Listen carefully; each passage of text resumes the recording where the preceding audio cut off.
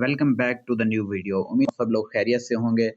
आज की वीडियो आप सब लोगों के लिए बहुत ज़्यादा ज़रूरी होने वाली है, या फिर ऐसा कह लें कि आज की वीडियो सबसे ज़्यादा रिक्वेस्टेड टॉपिक पे मैं बना रहा हूँ, क्योंकि इस टॉपिक में आप सब लोगों को इश्यूज आ रहे हैं।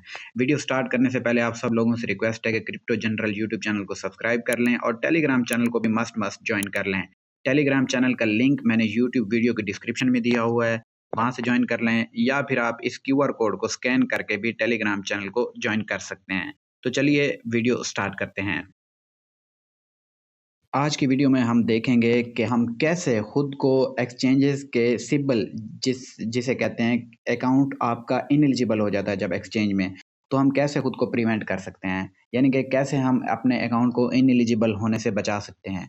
उसकी कुछ ट्रिक्स मैंने नोट डाउन की है, जिनको आप फॉलो करेंगे तो एटलीस्ट मेरा तो अकाउंट कभी इनएलिजिबल नहीं हुआ, और मैं उम्मीद करता हूँ आपका भी अकाउंट कभी इनएलिजिबल नहीं होगा अगर आप इन 3 ट्रिक्स को अच्छे से अप्लाई कर लेते हैं तो। जिनमें सबसे पहली ट्रिक हमारे पास आती है नेटवर्क मैनिपुलेशन।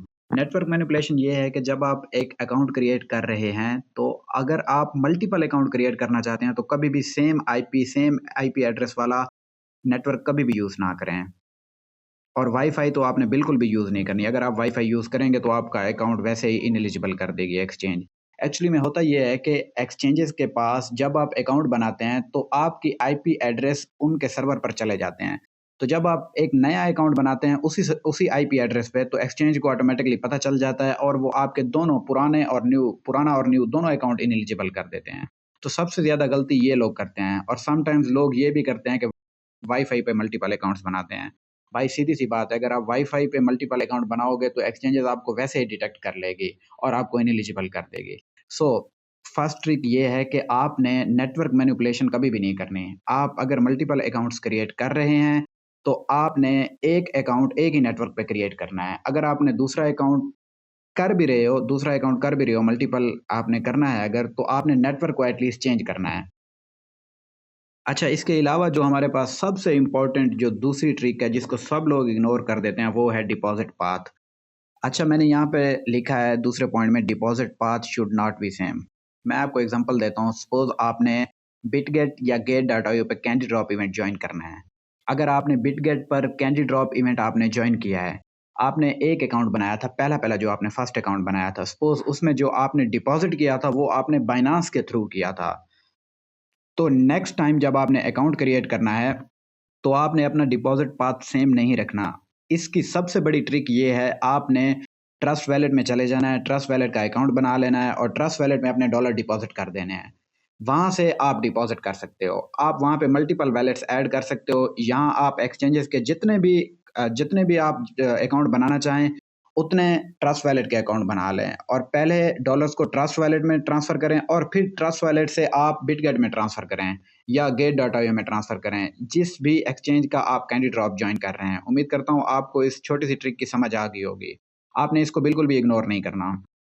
और इसके अलावा थर्ड ट्रिक, जिसे मैं कहता हूँ कि मोस्ट इम्पॉर्टेंट ट्रिक है एक्सचेंजेस, ये होता है कि जब आप एक न्यू अकाउंट क्रिएट करते हो, हम क्या करते हैं, हम एक न्यू अकाउंट क्रिएट करते हैं, किसी का मोबाइल पकड़ के अकाउंट क्रिएट कर लेते हैं या अपने ही मोबाइल के अंदर मल्टीपल अकाउंट क्रिएट कर लेते हैं और फिर उस अकाउंट को डेड कर देते हैं, उस अकाउंट को ओपन ही नहीं करते। हम उस अकाउंट को जाके ओपन करते हैं जब रिवार्ड मिलना होता है। बिल्कुल नहीं करना, और हमें उस अकाउंट पे एक्टिव रहना है। सपोज हमने कोई अकाउंट क्रिएट कर लिया, हम क्या करते हैं, हम उस अकाउंट को बिल्कुल डेड कंसीडर कर लेते हैं और उसको तब ओपन करते हैं जब हमें रिवार्ड मिलना होता है। At the end of the day होता ये है कि एक्सचेंज हमें रिवार्ड नहीं देती। सीधी सी बात है, अगर हम एक्सचेंज पर्पज़ के लिए यूज़ कर रहे हैं कि हमने सिर्फ फार्मिंग करनी है एयर ड्रॉप की, तो एक्सचेंज हमें कभी भी बेनिफिट नहीं देगा। सीधी सी बात है, एक्सचेंज हमारी एक्टिविटी को ट्रैक करता है। वो थ्रू आउट द इवेंट हमारी एक्टिविटी को ट्रैक करता है और उसके बाद एक कंक्लूजन देता है कि ये अकाउंट डेड था और ये अकाउंट एक्टिव था। जो एक्टिव अकाउंट होता है उस पे रिवार्ड मिल जाता है, और जो डेड अकाउंट होता है अल्टीमेटली उस पे कोई भी रिवार्ड नहीं मिलता। सो आपने ये कोशिश करना है कि जो भी आपने नया अकाउंट बनाना है उस पे आपको डेली एक्टिव रहना है। एक्टिव इन अ सेंस, आपने उसको ओपन करना है, डिफरेंट फीचर्स को एक्सप्लोर करना है, और उसके अलावा हो सके तो उस पे कुछ डॉलर 10, 12, 15 डॉलर आपने होल्ड कर लेने हैं। होल्ड करने से होगा ये कि एक्सचेंज को पता चलेगा कि ये बंदा एक्टिव है, इसने हमारी एक्सचेंज पे डॉलर भी होल्ड किए हुए हैं और ये ट्रेडिंग भी करता है, और हो सके तो आप 1-2 स्पॉट की ट्रेड ले लें, 1-2 फ्यूचर की ट्रेड ले लें। और मैं गारंटी देता हूँ आपका अकाउंट कभी भी इनएलिजिबल नहीं होगा अगर आप इन 3 पॉइंट्स को अच्छे से इम्प्लीमेंट कर लेते हैं। फर्स्ट पॉइंट हमारे पास क्या था? Network manipulation. आपने नेटवर्क मैनिपुलेशन कभी भी नहीं करनी। दूसरा क्या था? डिपॉजिट पाथ आपने कभी भी सेम नहीं रखना। और थर्ड नंबर पर हमारे पास क्या था कि आपने जो भी नया अकाउंट क्रिएट करना है उसको एक्टिव रखना है, उसको डेड नहीं छोड़ देना। उम्मीद करता हूँ कि आप सब लोगों को ये 3 पॉइंट्स अच्छे से समझ आ गए होंगे और आप एक दफ़ा इनको इम्प्लीमेंट करके देखें। मैं पिछले 8 महीनों से इसको यूज़ कर रहा हूँ और मेरा आज तक एक भी अकाउंट इनएलिजिबल नहीं हुआ। सो आपने ये चीज़ें नोट डाउन कर लेनी है और इन चीज़ों को इम्प्लीमेंट करना है तो आपका अकाउंट भी कभी इनएलिजिबल नहीं होगा।